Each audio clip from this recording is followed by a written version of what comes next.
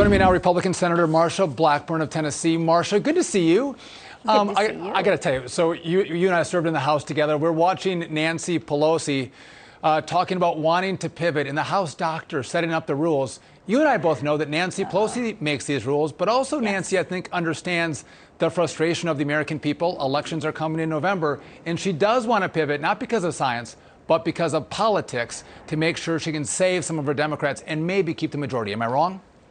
You are spot on. And as you and I know, she has not followed the science since day one. Not once. This is all about having a permanent pandemic. It is about keeping control long enough to get those mail-out ballots in the mail so that they can have a better shot of controlling the election outcome. But Sean, I don't think anything is going to help them save the House or the Senate. The American people have about had it, and they are ready to have a mask throwaway party and get rid of these things.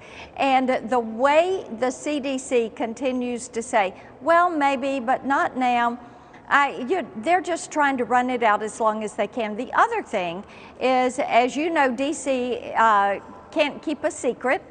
And one of the things that we do continue to hear is that the White House has thought, wouldn't it be wonderful if the president, when he gives a State of the Union address on March 1st, could deem that the pandemic has now ended, and we, the American people, will learn to live with COVID, but you can get rid of your mask. And that way it could be the grand announcement of President Biden. So we'll see what is going to happen, but I can tell you this, in Tennessee, you can go wherever you want, do whatever you want to do.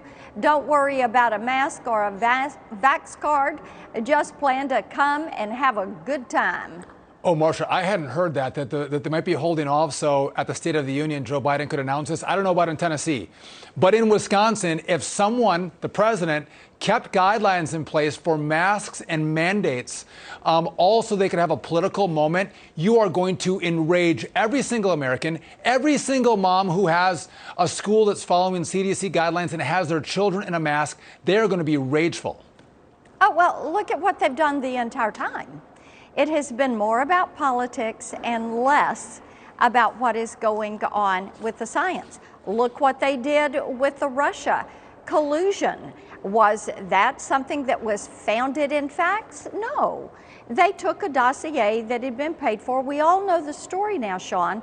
So I don't know what the plan is. I just find it so interesting, all of the scuttlebutt that is out there as to how they're going to unwind this and get themselves out from behind these masks, because they've desperately needed this permanent pandemic long enough to get these elections started. And of course, we know that in March is when these primaries do start. So we'll see what happens with that and how they approach it. But you are spot on. You know, there Marsha, are a lot of people that are very upset across this country. Yeah, Marsha, I'm sure that Chuck and Nancy are not sharing their inner thoughts with you. I can guarantee that. Yes. But here, I want to get your take on this. Stacey Abrams addressing her controversy over not wearing a mask in Georgia, the Georgia elementary school. Take a listen.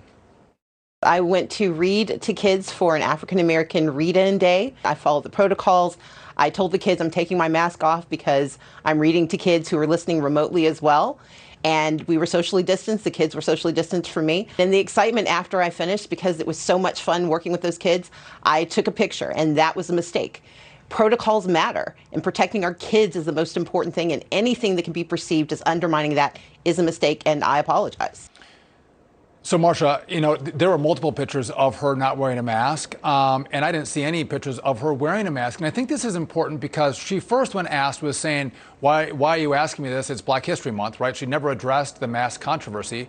But now she's had to come back and address it. And the reason is that even liberals, even Democrats, the left-wing networks were pushing back on this ridiculous story of Black History Month and not addressing the hypocrisy of masks, which she supports. Is this also the liberal media breaking and going, this is insanity with the mask mandates? I think that they are hearing so much from their employees, and their employees talking about how this has adversely impacted their children. And we know that the mental health and well-being of children, especially elementary school children, has been so adversely impacted.